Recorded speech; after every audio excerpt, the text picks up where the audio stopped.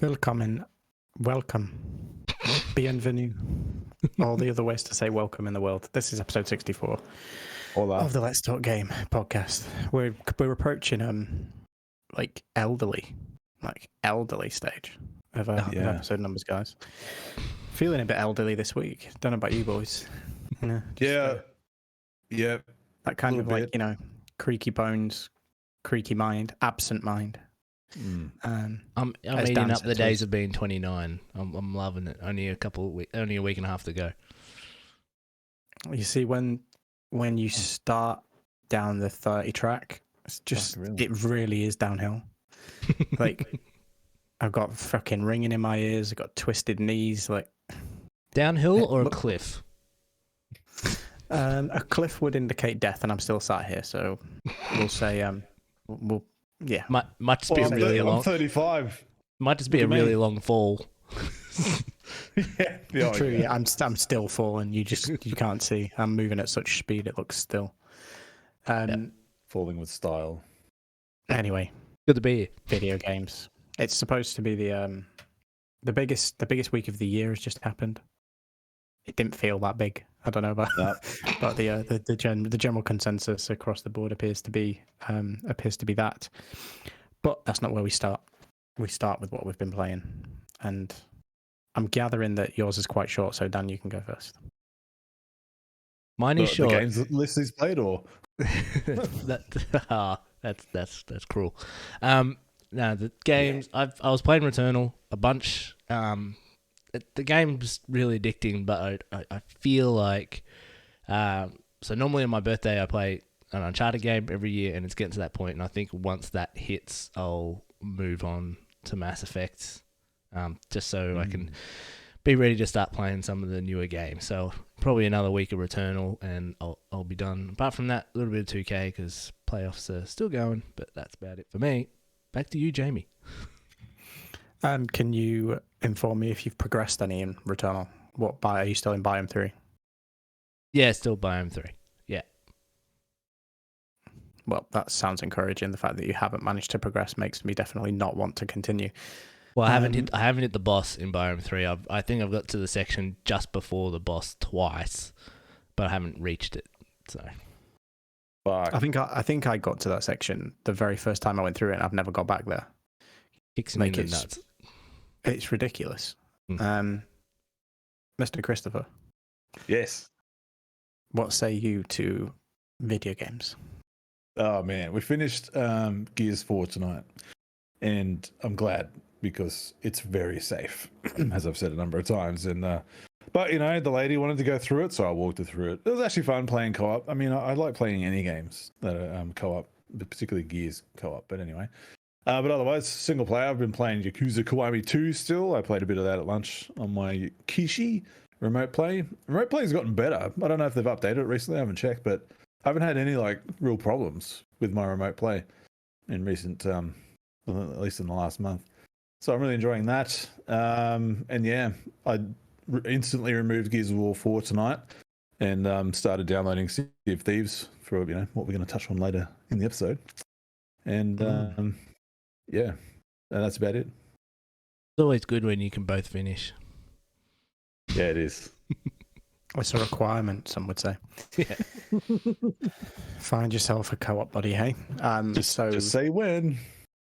Yeah, so the only stuff that I've had the brain power to do this week is I jumped into Sea of Thieves myself, and I still don't get it. I look at it and I go, I should like this, and then I play it and I'm like, this is doing nothing for me.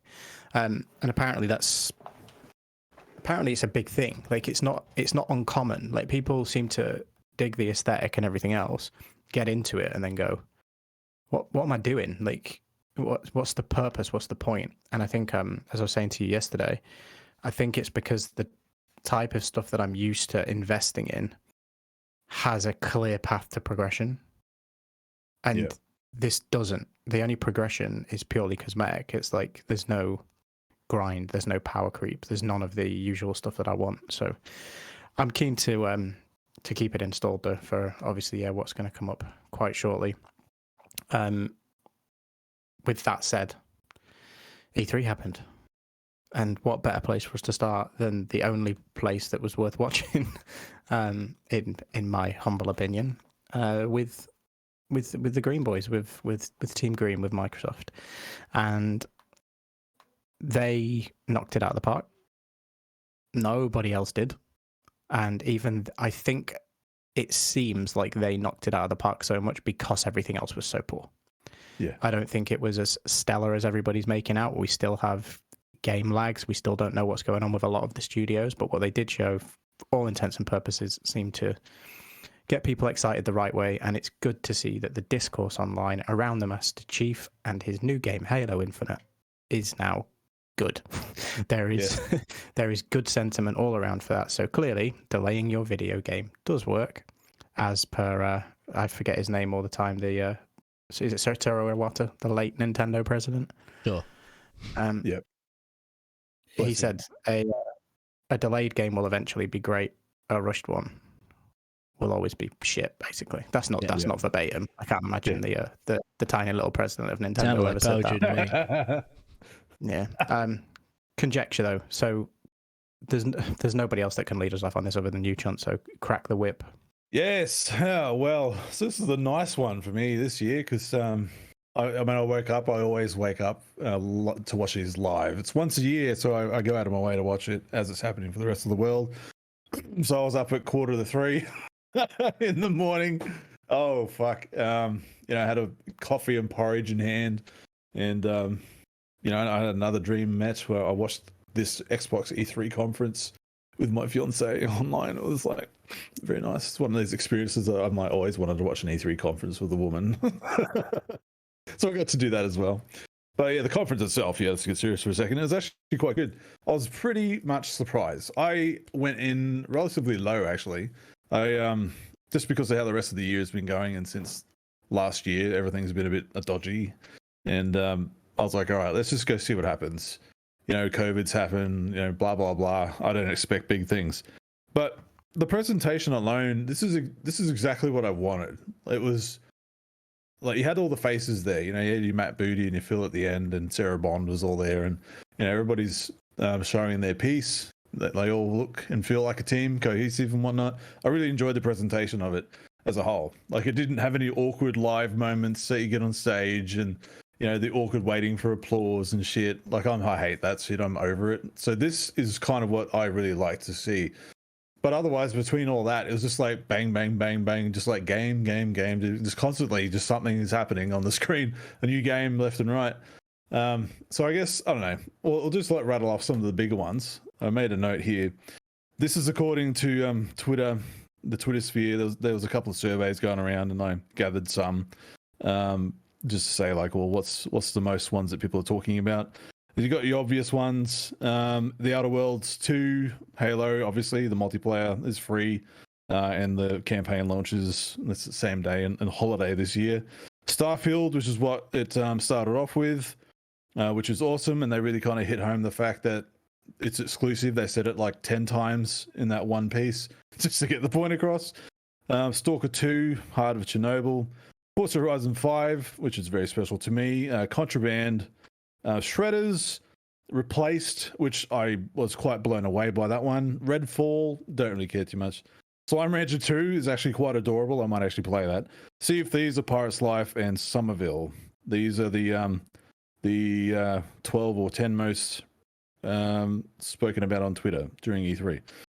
So that's the Xbox showing in a broad spectrum of it. But as an Xbox player myself, when you see all these major games coming out and it's like Game Pass, like they're all coming to Game Pass. Back 4 Blood is one I'm also really excited for, and that's coming straight to Game Pass. So I'm sitting here going, all right, I feel like I'm saving money just watching this conference, because all I'm doing is like, all right, $15. Yep, $15. All right.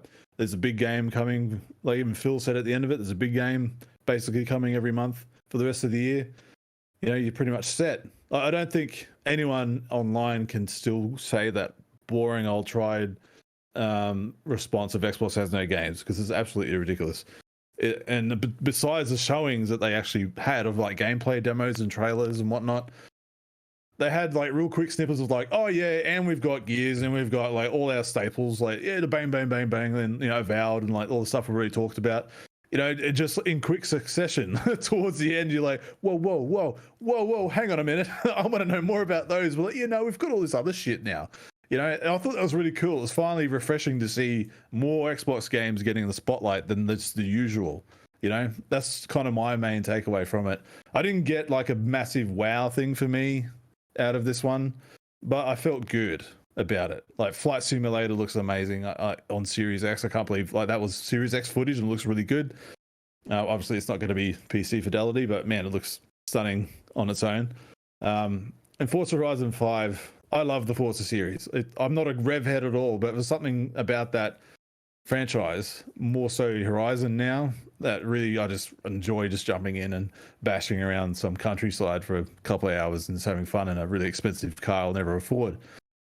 But this one's set in Mexico, and you guys know my situation and that kind of shit. And like, I couldn't believe it.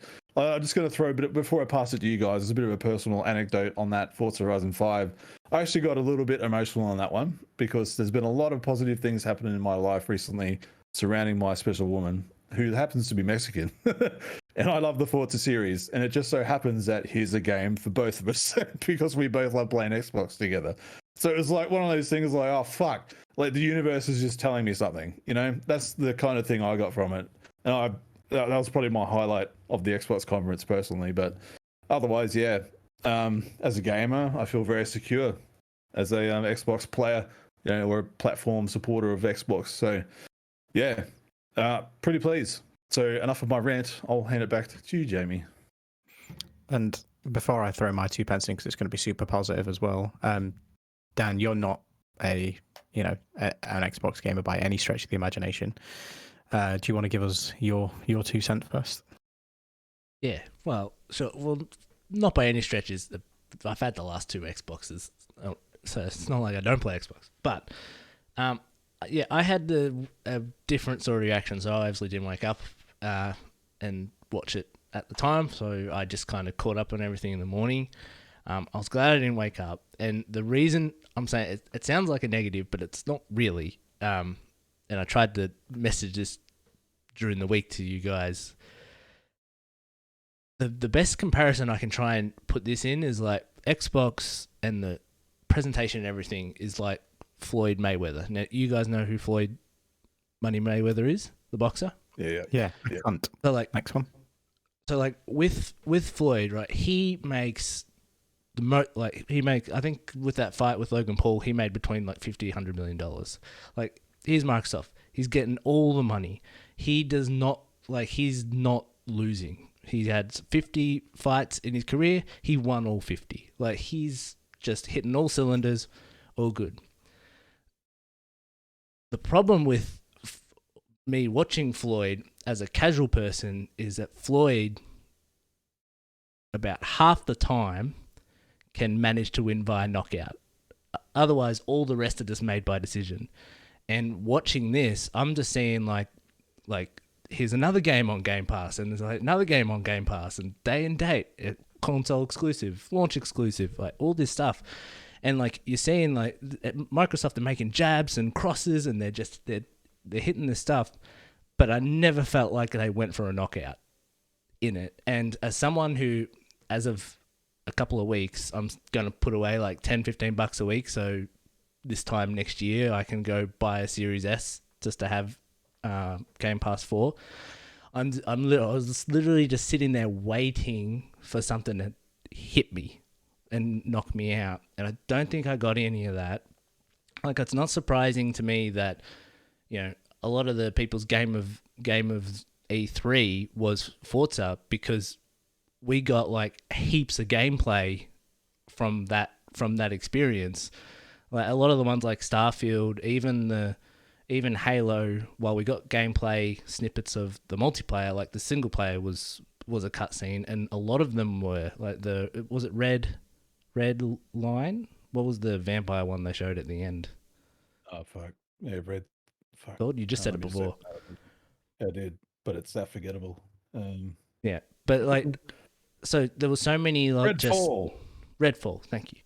So there were Yep. so many trailers that were just CG trailers, and there was nothing like, okay, here's the game, and this is what you're doing in it. It's more like, here's the game, next. And I was just waiting for something to hit me. So it's not like a negative experience, because I agree, this was the only thing I could actually get positive stuff out of these conferences this past weekend. The ones that actually stood out to me, that I looked at the games and I'm like, I'm going to get that, whether it's on Xbox when it's on Game Pass, or if I buy it on PlayStation later, was Somerville. That game looks very much like an inside type game to me, which I really, really like, as well as I wrote down the freaking wrong name. The Requiem, Plague Tale Requiem, the sequel to Plague Tale Innocence, which I really like that game. So I'll absolutely play that wherever it is. But all the rest were kind of things like, well, you know, if I had Game Pass, I'd play Halo, sure. And if, you know, Age of Empires, I've been obviously playing a heap of that, so I'd play that if I had it. But there was nothing that made me just wanted, you know, there's nothing that got me that excited. But the Outer Worlds 2 trailer was easily the best trailer of the whole entire thing. That made me actually laugh out loud. Yeah, I was pissing myself. That was so good. Yeah. It just looked like a big middle finger to everybody, asking like, "Oh, what are you doing? What are you doing?" It's like, we're making a game. It's not ready, but it is.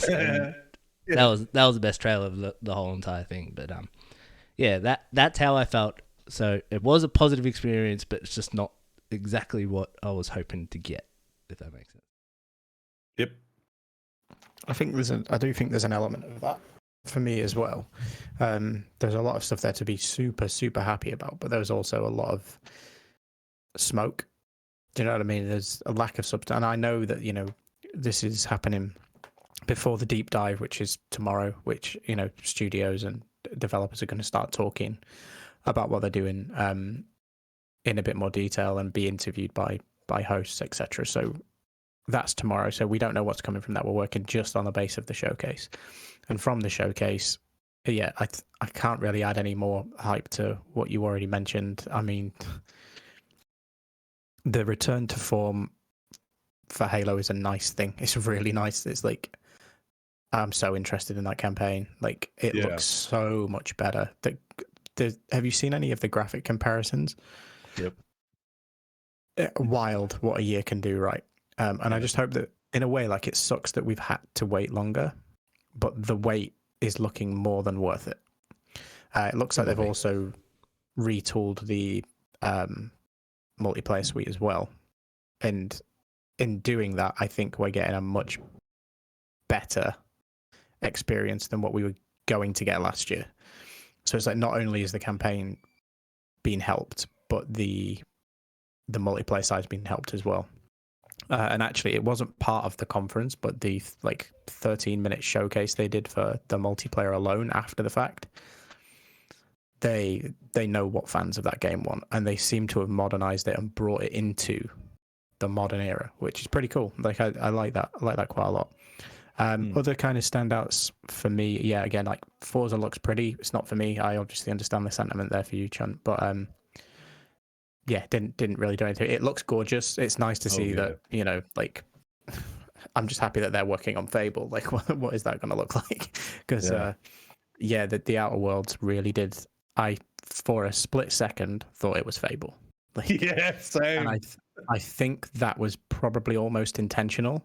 You know, just thinking of the actual jest of the whole clip, it felt like they did it on purpose. Do you know what I mean? It's like, we're going to bait people into thinking that this is Fable. Everybody's been saying, we hope we see it. And then nobody expected to see anything from the Outer Worlds. Well, I think I predicted it. I think it was in our predictions that I said that the Outer Worlds 2 was probably in development. Yeah. Definitely wouldn't in my wildest dreams have expected to see even the trailer for it. It was so good. The tongue-in-cheekness of it and the way that they delivered the message was excellent. It remained quirky and took the piss out of itself. Do you know what I mean? So it's like, you can still put your message across, have a bit of a stab at the people that are giving you this feedback, but you still kind of come out on top. So yeah, very interesting. But I think we haven't really spoken much on the fact that almost every one of those games are coming to Game Pass. 27 That to is 30. huge. Yeah.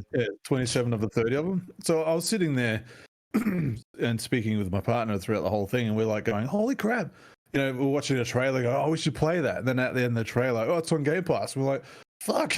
It's just one more thing we can play. All was, wasn't it? Yeah. So we're just like, we got to play that. We got to play that. And it's just the barrier for entry for entertainment. I'm looking at this in a different perspective, whereas like previous years, it was just like, what am I interested in?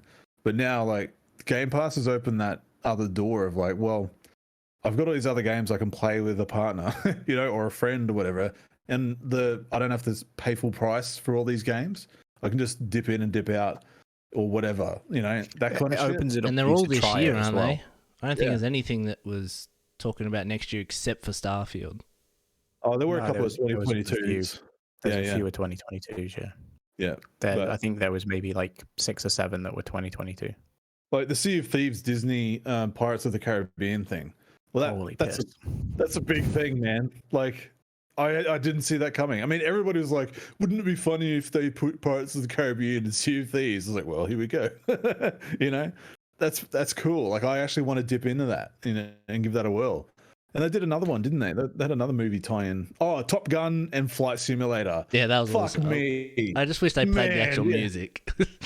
They did. They had for the new it was movie. Just they had the new... But I was just waiting for like Danger Zone just to come into it.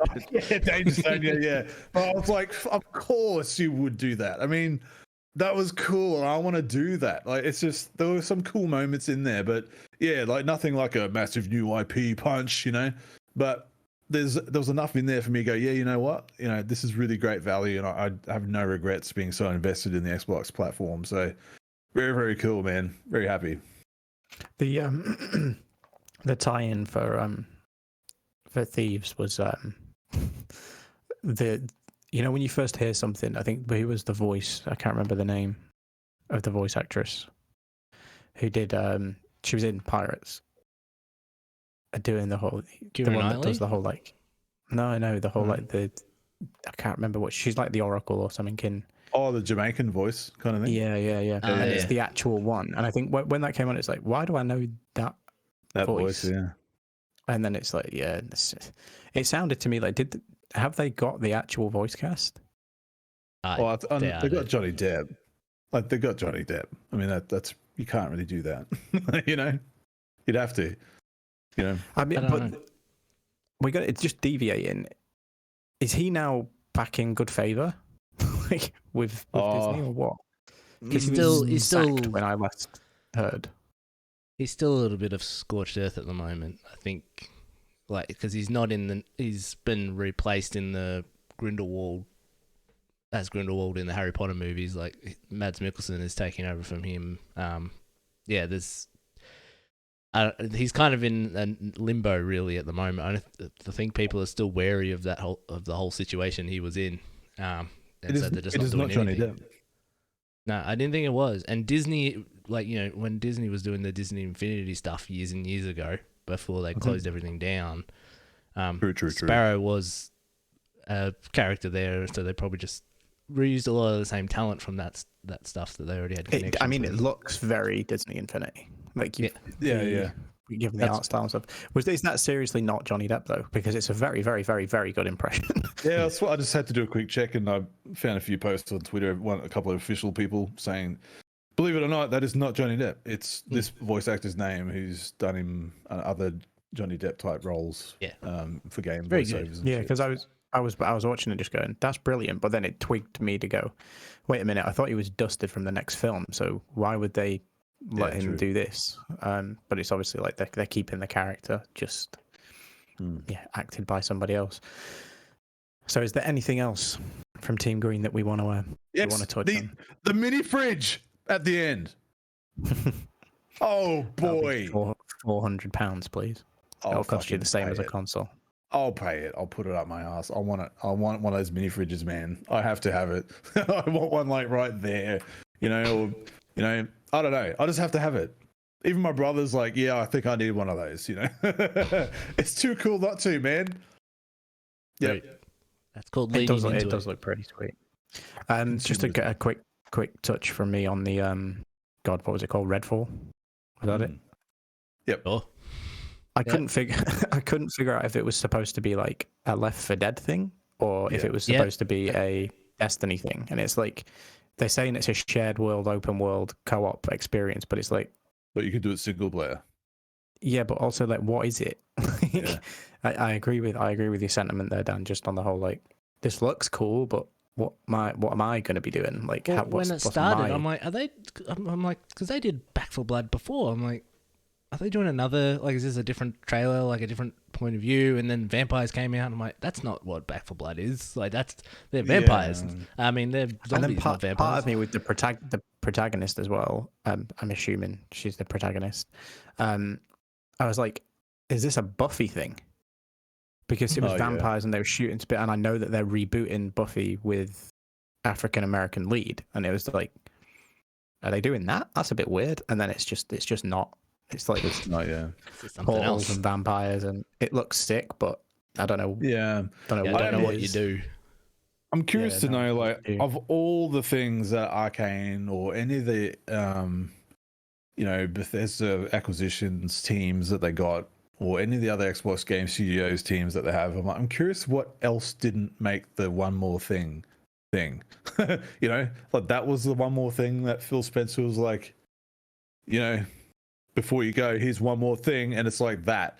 There's a very long cinematic trailer, and I was like, well, I'm just sure you would have had something else in the back, that would have made more of a punch than that. That's the thing, that's the only kind of real down point for me. I was like, yeah, that's didn't catch with me, unless the concept trailer just wasn't clear, like you guys are saying. Like, none of us really know what it is, and no one can really explain what it is. But I'm more curious to know what didn't make that spot.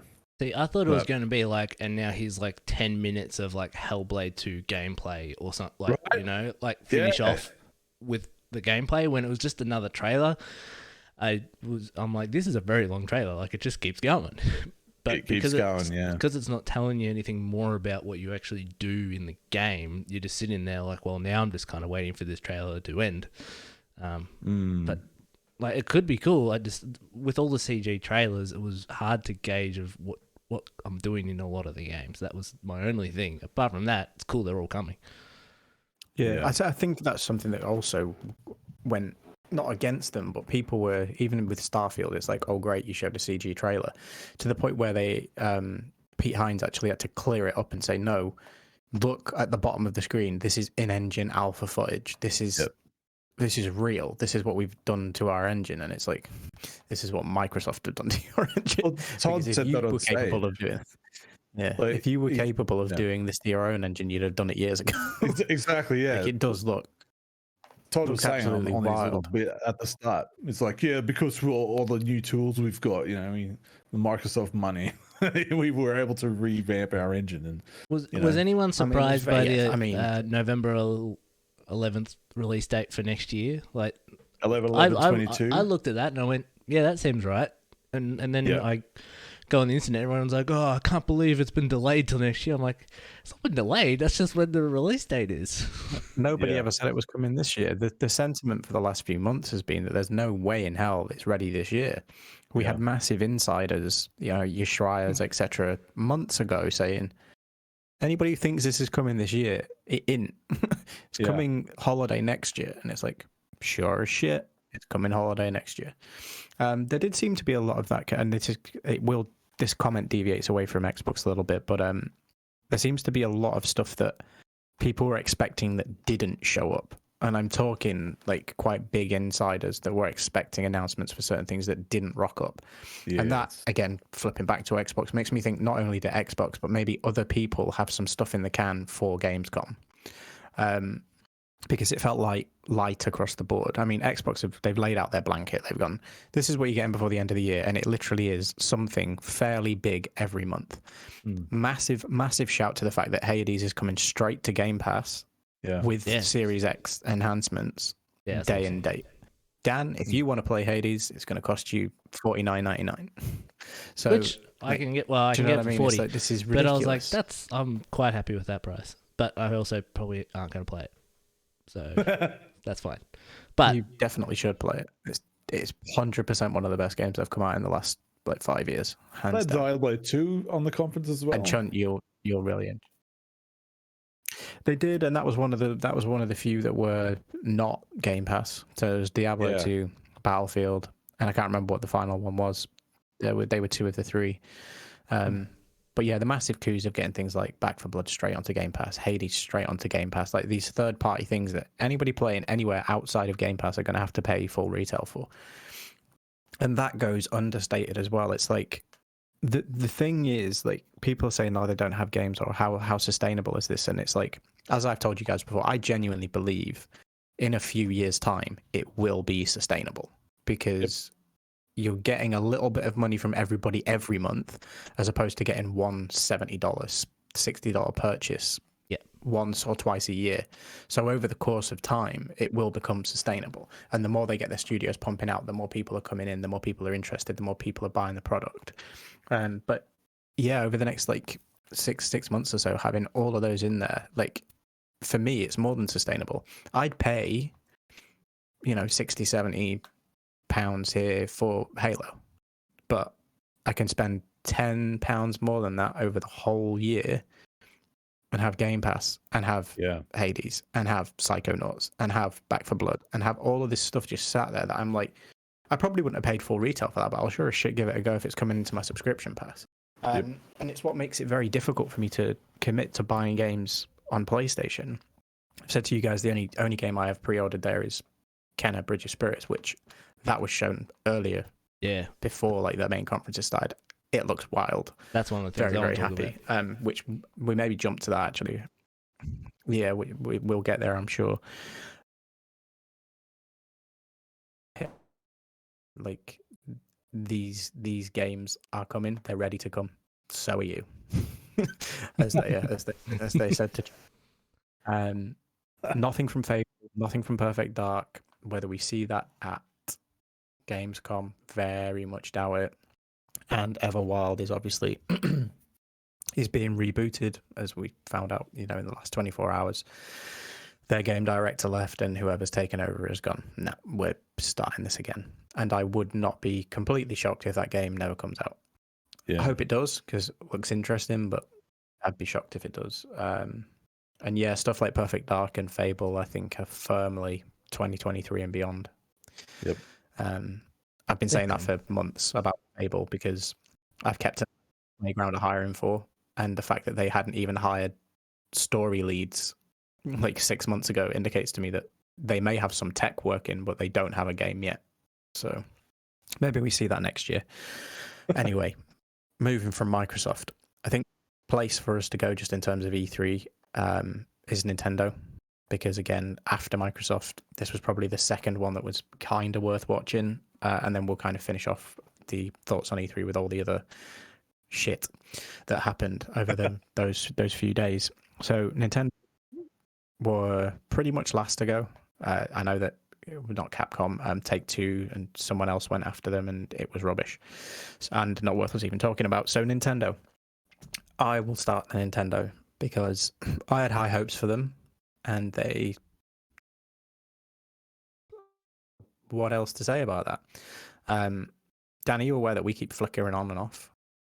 Yeah, sorry. I was trying to quickly fix you up. You were delayed again, but I think you're back. Oh, fair dues. So yeah, we got Breath of the Wild 2 trailer. It looks awesome. It's not coming until next year, and ergo, neither is your new Switch hardware. There's a lot of, what do you call it? Shit like flying around on the internet going, there's no way this is running on Switch hardware, it looks too pretty. I disagree. I think it's easily running on standard Switch hardware. I don't buy that it's running on the Pro. People will be able to decipher that. You get Digital Foundry get a hold of that footage, they'll be able to count the pixels. Like, Nintendo wouldn't do that, because they'd just be outed as having more powerful hardware, which they don't want yet. Nothing from the Pokemon Company. That'll come in its own direct later in the summer, I'd imagine. But the kicker for me with Nintendo was it's Zelda's 35th anniversary. We know we're getting Skyward Sword. It's a pretty much known fact that these collections exist, right? Yeah. Again, reputable insiders saying, yeah, the Twilight Princess and Wind Waker combo and the Nintendo 64 combo, like they exist. They're there. Why the hell would they not port them?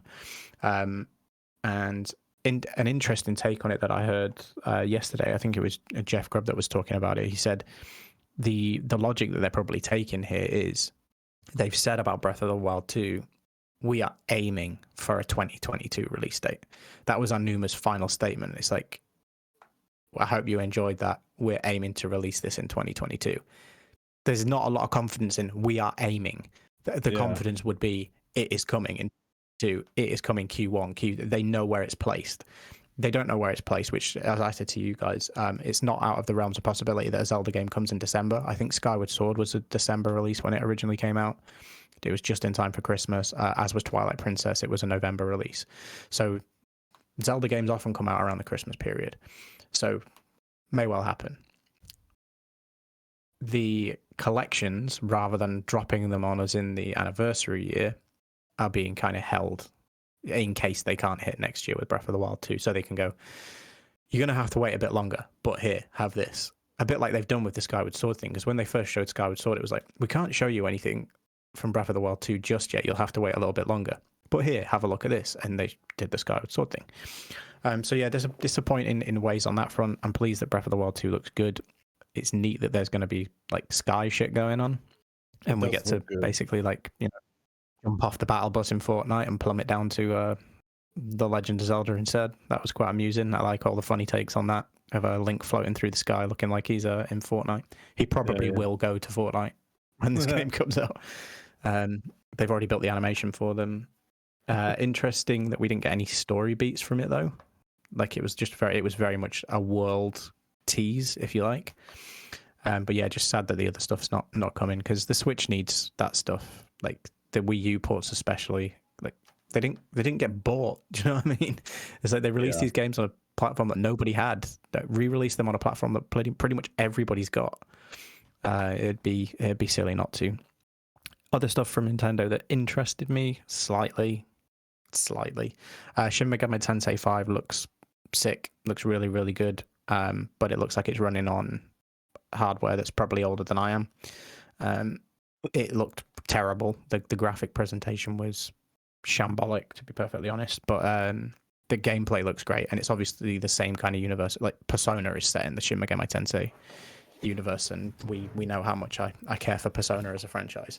So a lot of the demons and stuff that you can construct in Persona are the same as what is in Shin Megami Tensei. So interested in that. Everything else was very moot. I sat there rolling my eyes for the majority of it, going, why am I wasting my time watching this? I could have just done with the Zelda stuff, and I quickly moved on. Dan, do you have anything to add to Nintendo? I have nothing to add to Nintendo. I expected that to be the case. And just to clarify, Skyward Sword came out in 18th November 2011. So it was So again, another holiday. But yeah, sorry. Go ahead.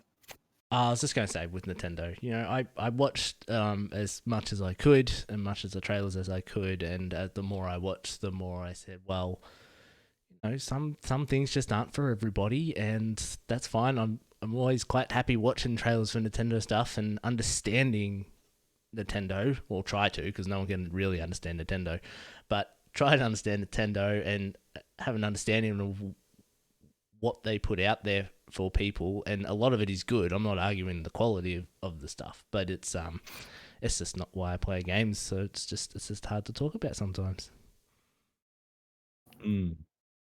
Yes. Yeah, over to you, John. Well, I mean, I have been saying I want a Wario game for a long time. We're about due for a Wario game. But what they give us a stupid WarioWare game. And no one asked for that shit. Who the hell has been asking for WarioWare? No one. I don't see it ever spoken of. even in all like the retro gaming like sphere, people that I know or the Nintendo fans, like no one that I talk to is like, yeah, WarioWare is fantastic. You know, I was so bummed. Like when I heard the voiceover of Wario, I'm like, fuck yeah, let's go. You know, and it pans through his little shop.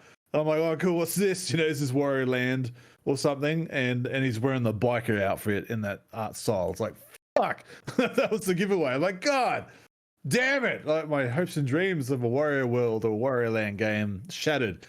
So I was already in a mindset at that point of like, well, yeah, I think I know how the rest of this is going to go. But, you know, I was pretty disappointed, to be honest. Like, I was pretty hyped up from what we were talking about of like, yeah, what do we want Nintendo to show? And you do see all that, the conversation from the insiders and the access media, like making their predictions and shit from like, I've heard this, I've heard XYZ. And you're like, oh, okay, all right. And some of them are quite reputable people. You know, they've called things out in the past and it was all wrong. You know, it's been wrong for the last few weeks from some of these people. And so you're like, well, like Jamie just said, like they just get the wires crossed or miscommunicated. Is this for another thing down the road, not E3? Who knows? But yeah, I think it was pretty light. I'm very disappointed, to be honest, on the lack of Twilight Princess HD at least. And the Ocarina of Time port. I mean, it's money on the table. I've said it a few times. That's all I really want, man. Even the Metroid 5, that was odd, man. That Metroid Dread, it was Metroid 5 first, you know, before they revealed the name at the end. And Metroid 4 hasn't even come out yet. You know, so what's happening there? Like, how are they going to do that? If they've already named it Metroid 5, are they going to go 5 and then 4 like later on? Even that one looks pretty rough. Like that looks a fair way out. Look a bit framey on that one. And there was some Worms game that I'm only mentioning it because it ran like shit. Like you watch the trailer and it's running at like 12 frames a second. I'm like, wow. And I went back and watched it to see if it wasn't just my feed. And it's like, nah, that's just how that game is running. I'm like, what the hell? What's going on here? The Switch is capable of more than this. The Metroid game's coming out this year. It's coming out in like September. It looks rough, man. Looks rough, you know? So, I don't know. That's just dumb. I don't understand. Why would they just call it Metroid 5? Don't even do that. It's just confused the messaging. Like, I'm not a Metroid fan, but even as a non-fan, I'm like, what? What an odd choice. But yeah, anyway, I don't really care that there wasn't anything Pokemon related because I think they need to be quiet for a while. And Mario, he's got Mario Party All-Stars. I mean, that's pretty cool. I'm pretty interested in doing that. Because it actually borrows boards and mini games from the more popular ones in this series, and it's using like the new engine and shit. So that looks pretty cool. Interested in that. And they showed off Mario Golf again. That's coming out this month, so who cares? I do because I'm looking forward to it. But yeah, Breath of the Wild 2 looks incredible, like just from what they've shown already. But I don't know if I'm ready to go back into that. You know, I know it's another year or so away, but I did feel a sense of sameness. Like I know it's the same world and you're going to get that, but and that's why I guess they went to the sky so you're not just roaming around the same plateau. But at the same time, I'm like, yeah, I'm more interested in the ports, to be honest, because it's like something new or different between them. But I don't know, whatever. We'll see what happens down the road. But yeah, look, disappointing. I'm glad I didn't start for it. It was on at 2:00 in the morning. I did consider just staying up or waking up for it, and I'm so glad I didn't. I'm not that dedicated to it. But yeah, it was right at the end of my my work day, so it was just like a wrap up work and stick this on while I was sat here, and I was just literally laid back in my chair like I'm bored. Like yeah. I think if you haven't got anything else to add, and Dan, if you haven't, I think the last thing I'll mention with Nintendo is the fact that the Guardians game is coming to it, because I'm going to use that to segue to Square Enix. Nice. Guardians of the Galaxy is coming to the Nintendo Switch via cloud streaming. Now, that was nowhere on that presser. It was nowhere. And then when they tweeted it, it said via cloud streaming. Wow. So I think a lot of people at that stage, myself included, was like, well, this pretty much confirms pro hardware then. When's the hardware announcement? People were like, holy shit. Like I saw tweets from, people at GameSpot, IGN, like all going, holy shit, this is coming to Switch. How on earth is that running? Like it must be pro hardware. And then everybody 10 seconds later after Nintendo tweeted, they're going, it's cloud streaming. It's like, but does that then give you a caveat that maybe there is no pro hardware? Maybe their approach to these bigger games is just streaming. And in which case, why would you not partner with Microsoft? But a whole different tangent and a whole different line of questioning. So, Guardians of the Galaxy is a video game. It's been made by those people at Square Enix, not the team that made Avengers, but the same publisher. And Dan, I know you've got some thoughts on this, so I'll let you kick this one off because you've got some questions. Yeah, well, so it's made by the people that made the Deus Ex games, and they were good games. And when I started watching this Guardian, more so, I was watching the Guardian stuff and also seeing the reaction and everybody being like, "Oh, that's really cool!" Like all this, but I looked at that and I am so fucking worried about that game. Like I'm really worried about it. That, and this is all speculation, so I could be absolutely totally wrong. But that looks like a game where they turned it into you're just playing as Star-Lord and you're controlling your friends around. I don't think that is what that game was started. When it was started, was what it was meant to be.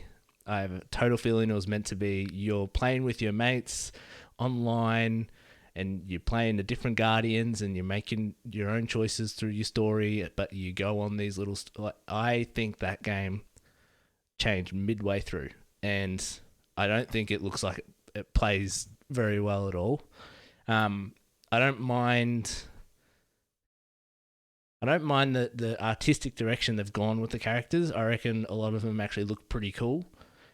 My thing is I guess it was sort of a complaint we had with the Avengers game. They're in this weird, like, in-between scenario between they're looking like the movies and we're trying not to.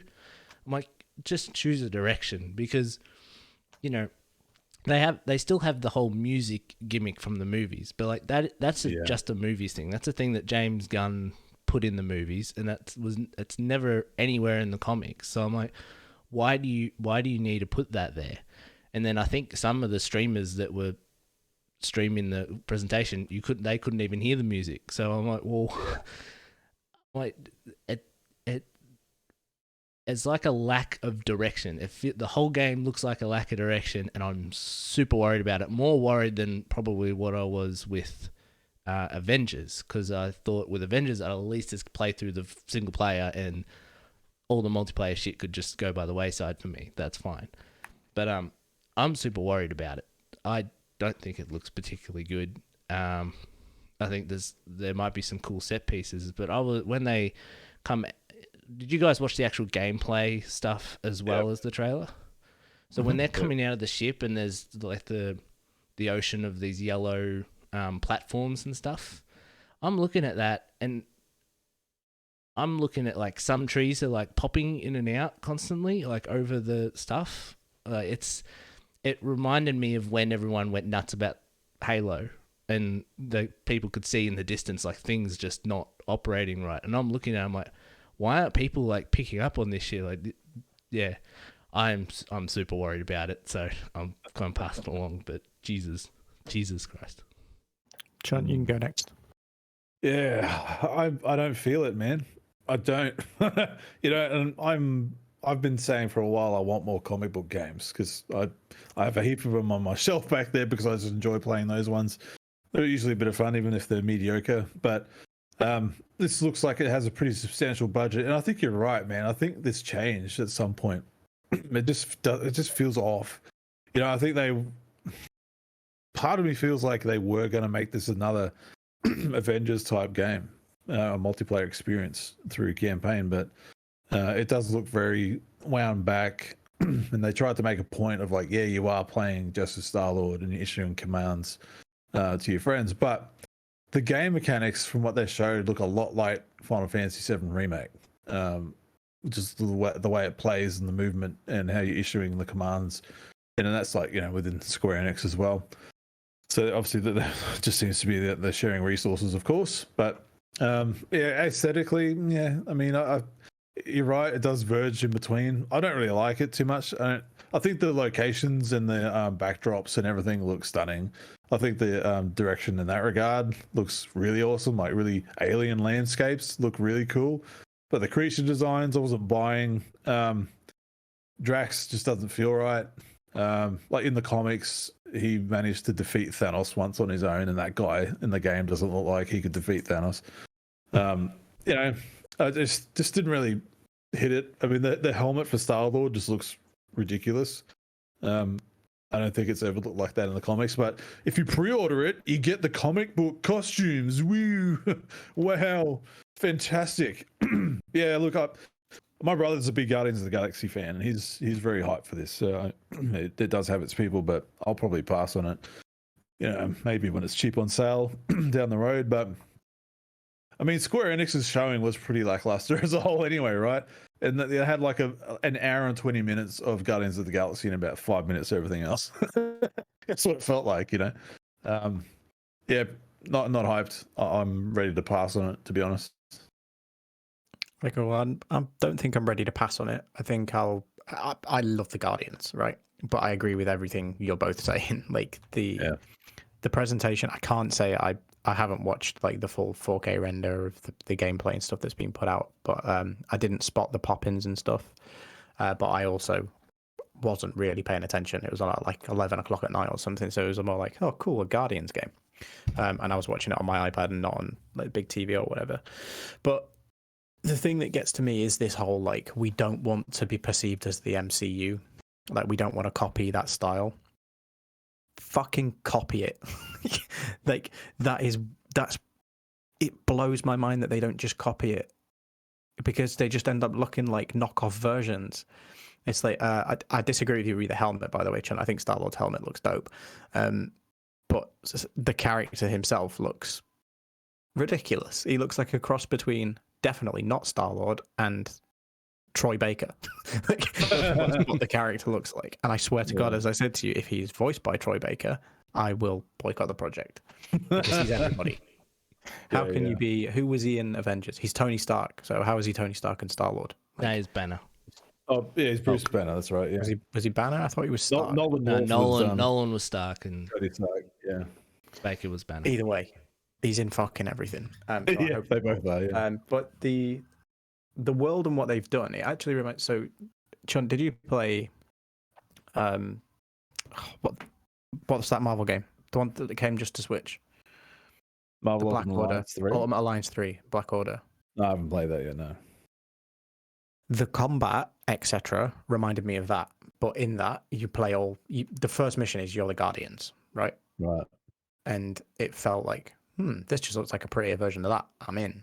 And then the voice acting, and I was like, voice acting seems okay, but the characters don't look right.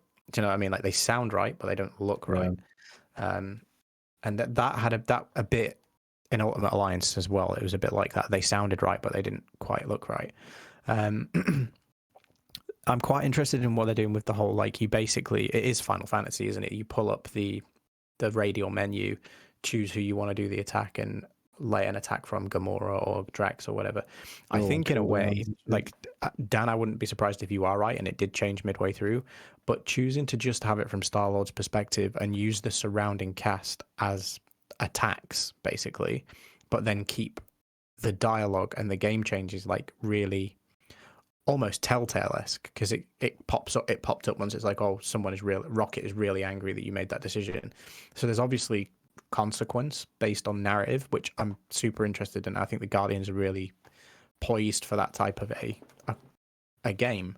But yeah, the presentation could do with some work. It's not going to get it. They're going to rush it out this year and try and cap it. I mean, in a way, delay it and bring it out when they bring Guardians 3 out and capitalize on that.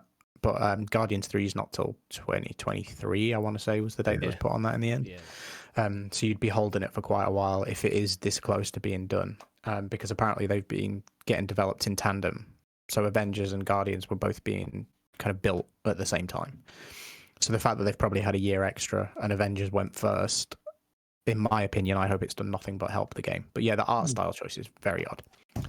Elsewhere with Square, and the Final Fantasy Origin game that everybody was like, oh, this is going to be the Souls-like. I thought that looked really poor. I was like, this isn't Capcom. Why does this look like Devil May Cry? Like, not a PlayStation exclusive. It's coming everywhere. So Like there was rumors saying it was going to be. There was rumors that it was going to be exclusive. Yeah, it definitely wouldn't. But the demo was the PlayStation exclusive, right? The demo was available just after the showing. It's the Team Ninja game, that one. And it fucked up, and instantly people were trying to download it, and it was corrupted, and it just wasn't working. It's like, good to see you've got your ducks in a row, guys. You've only had how long to plan for this? But it looks kind of interesting. The combat looks interesting, but the characters just don't. Like, why does everybody look like a rip? Everything that Square are doing, everyone looks like a rip off of someone else. Yeah, it's like they're becoming bootleg merchants. Like, have a bit of creativity. Do you know what I mean? They all look like they're from Final Fantasy. Like, it's but even that, like, I genuinely did think, I was like, why is Dante from from Devil May Cry in this game? And it's like, he looks identical to him. It's like, the fuck? It's like, as well with the Guardians, it's like, you look like you've used face swap on the guys from Avengers, like the game you made, which everybody hated how they all looked, so you had to retool it. So it'll be interesting to see anyway. But they were the only two things really for me of note out of there. I know they're kind of remastering the original Final Fantasies for mobile, the Team Pixel Art or whatever they're called are doing them. Cool for people who want to replay 25-year-old games on their mobile phone, I guess. Nothing else to add from Square? No. Well, Capcom, Take-Two, Razer, the rest, they were all dog shit. Yep. So there's no point in trying to like polish a turd, really, is there? No. So I think it's best to move past it, move on. Yep. And pick some down. How long we got to talk? Are we got a few minutes left? Yeah. Okay, I just wanted to ask you guys this question because we talk about how, like, you know, some of these games look half baked. Do we think E3 was half baked? Like, where I'm looking at it, I'm looking at like Take-Two. People are like, "Oh, what's Take-Two gonna have there?" Blah blah blah. And they ended up just having a panel about inclusivity. And then I know I couldn't believe that either. It was ridiculous. And then you had Warner Brothers, and they're like, "Oh, Warner Brothers is going to have some stuff," and they didn't talk about any games. They just ended up having just the 10 minutes on Back for Blood as a little demonstration, and that was it. Like, and then we talk about some of these other conferences. Like, nobody ended up turning up. Like, everyone wanted to be part of E3, but nobody turned up for E3 except for Microsoft. And even then, they were like, "We don't need to show off all our good shit here. We're going to do it another day, thank you." Like, there's like a couple of stuff I came out of, and we can talk about the good stuff in a bit. But I don't know if this E3, like, I understood why everyone wanted to get together, and it's good for the community and stuff like that. But nobody turned up.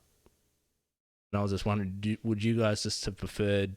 Because I don't know if going the other way would have worked either, because everyone would have just had conferences where they showed nothing over a 5-month period, and we didn't want that either. So I don't know what's better.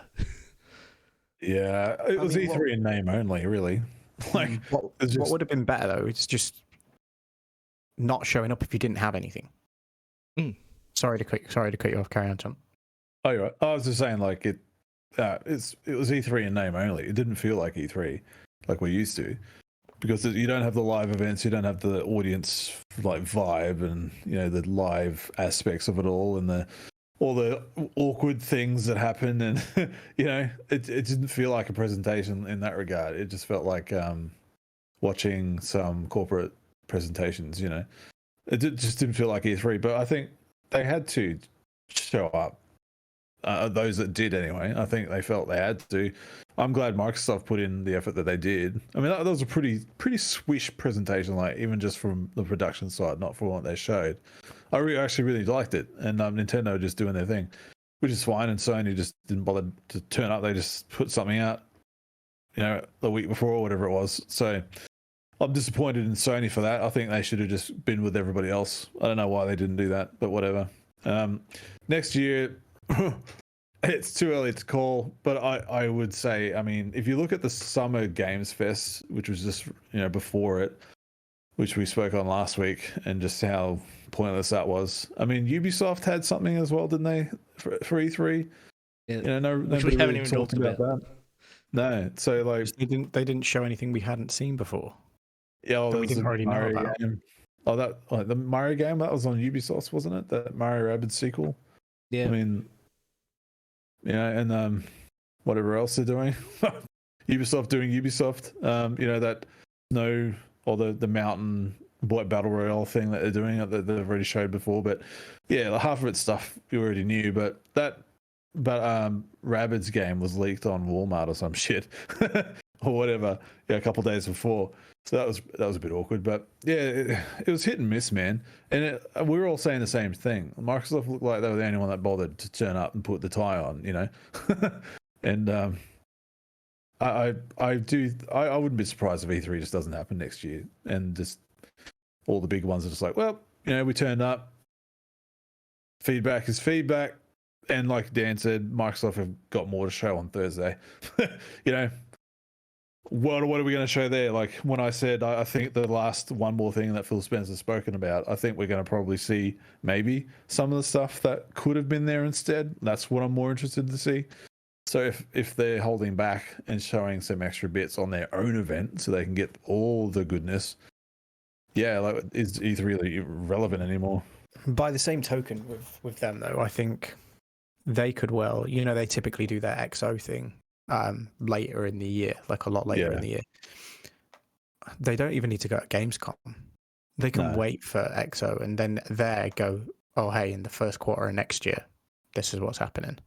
And then you get to the E3 time, and whether E3 exists or not next year, they then have that conference, and it's like, this is what you can expect for the rest of the year. And they just end up doing these like two things. They'll do the industry piece, be it E3, be it Summer Games Fest, whatever it be. They'll do their own thing there, and then they'll have their XO event later in the year. And that's them on a neat cycle for the next 3 or 4 years. But I agree with you. I genuinely don't know if it'll happen next year. I think the only chance it's got of happening is if everything's back in person. Yep. And because whereas sorry, I was just going to say, it's not even the conferences either. Like, how many articles did you read out of E3 this year? Like, there was barely any interviews from the publishers just to talk about some of the games that might have been glimpsed at. Like, I think I was listening to a podcast, it might have been Schreier's podcast, where he's saying normally he has, meetings lined up for 3 days straight, like just going from one to another, even though this is a digital format. He had like 2 on one day, and that was it, because the publishers weren't even organizing meetings to talk about the games. It was really odd. It is quite nuts. I don't quite understand. But yeah, that's kind of and I know, like we said, we've skipped Ubisoft and that kind of stuff. I'm cautious of time because I'm trying to get my work handover finished, and I've got a child due literally today, quite literally in the next 24 hours. Yes. So let's cap things off then with a standouts for us. Dan, I took your advice and picked 3 things. You can go first, since it was your idea to pick 3 things. Right, so my 3 things, apart from the games I mentioned at the Microsoft conference, one was Kena Bridge of Spirits, the developer interview. If people haven't watched that, watch it. It's really cool to talk to when they talk to the guys that created the studio, the brothers, and where they've come from and what they're trying to make. It looks like such a good game. I'm very excited for that. The other one was the 12 Minutes interview that had James McAvoy there, Daisy Ridley, and they talk about where the concept of the game came from. That looks really cool. Can't wait to play that. And just as one of the Netflix geek thing that happened sort of on day one type thing, I'm very excited that they're creating more Castlevania show, because I'm very excited to watch the 4th season with my brother-in-law. And that got me excited. So those are the positives. Nice. Well, okay. So Halo Infinite, I'm pleased that's looking a lot better. Forza Horizon 5 is my top tier hype for this E3, that's for sure. And if I tried to think of a third one, and I was kind of meh about a lot of the things, to be honest. But if I really had to pick one out of a hat, just out of whim, I mean, Mario Party All Stars. I mean, I've been enjoying Mario Party since I picked it up recently, and brings the family together in all different parts of the world, so we can do more of that. But yeah, I was going to say something, but What's the game? Oh, notice how no one gave a shit about Life is Strange remastered. And it was like on every press conference, you know? Yeah. I don't Done. care about the remastered one, but I care about the new one. The new one looks really good. Yeah. Yep. Bless I you. knew I was bless going to you. sneeze. I was waiting for it to. I was waiting for it to get out of my way. So I started, I think, on day one of doing like these things, like just little nuggets that really stood out to me. I did too. I'm not going to talk about them because they ended up. We can touch on them. Well, you guys can touch on them next week. I won't be here. There's a thing called Broken Pieces that I saw that was like, it looked like Returnal meets Life is Strange with like puzzles from The Witness and stuff. And I also had Sherlock Chapter 1 on there. That looks, I quite like the look of that. That looks like it's going to be fun, and it looks like the humor's in the right place. But yeah, you guys can talk about your little tidbits, as I said, after the fact. So my 3, I can't disagree with Halo. I think it's the best thing that happened all week, whatever. The 180 just in the narrative around it for me is exciting. Like I re-downloaded Halo 5 just to go. I fancy playing some Halo multiplayer, and it was like, yeah, still got it. This is still fun. So I'm keen to see the further evolution, because people forget how good that is. Do you know what I mean? Like the 5 multiplayer suite is awesome. Like it's really, really good. I know you and I used to play Warzone quite a lot. You know, not Call of Duty, the game mode Warzone inside of Halo. And we really enjoyed that kind of PvE kind of thing, like fight for the map. So I'll be interested to see if they do something like that with this. But I see it being much more traditional Halo multiplayer. Looks gorgeous. The original announcer dude is back. Yeah. You know, stuff like when they're sticking people from, and it's double kill. Oh, and trust me, even playing the other day, like hearing that, like get double kill, triple kill, it was sick. Running riot. Brings the killing spree. It brings back the nostalgia. It's one of those. I just touched there as well on Life is Strange True Colors. I think that is going to wind up probably being one of the best Life is Strange games. I like what they're doing with the kind of exploring other people's psyche. They always touch on mental health and stuff really well in those games, and the struggles that people go on. So I'm going to be interested to see how, so the perspective being the color spectrum is feeding different emotions. Like, are these people feeling sad? Are they angry? Like, what are they feeling? How you feel that, and how you can help them overcome it, or, you know, react to the world around them. Seems really, really interesting. I'm not going to play the remaster stuff. I've played those games. They're some of my favorite games, but they look a lot better. So if you haven't played them, best time to play them probably is then. And then Dan, I can't.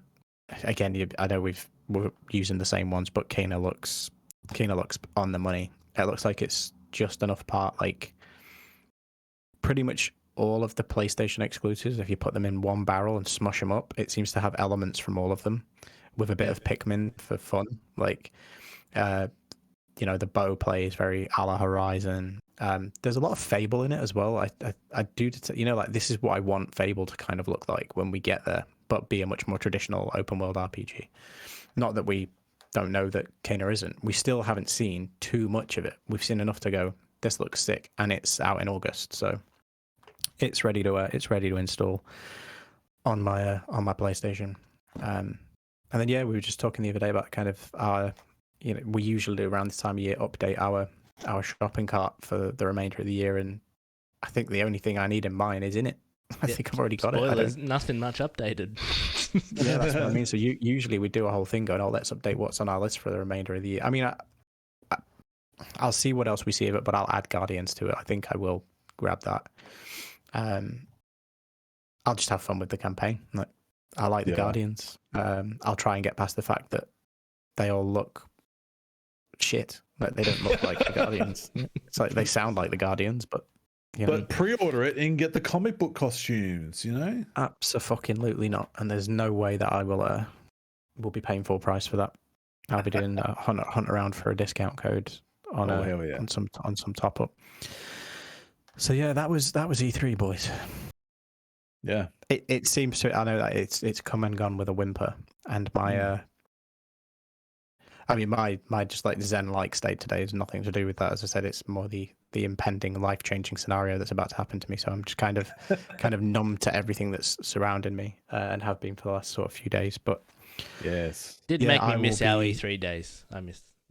That's what it That's made what I me mean. think That of. was the essence of it, wasn't it? It's like, sitting and doing all those things together and experiencing them as they happen and having those holy shit moments. And Yeah.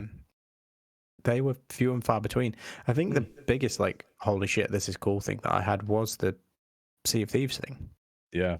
where I was like, this is dope. Like that is Johnny Depp, and it's not, but it sounded Yes. to sure such shit down sounded like Johnny Depp. So yeah, happy for it to be done. Let's move on, and it happened. I think it's one of those things where we're so spoilt by news and narrative these days. Do you know what I mean? Like, it's lost a bit of its shine. I think it's ran its course. And what you're just saying there about the narrative is, and Dan, what you're saying about how people aren't getting developer interviews like we used to, or like they used to.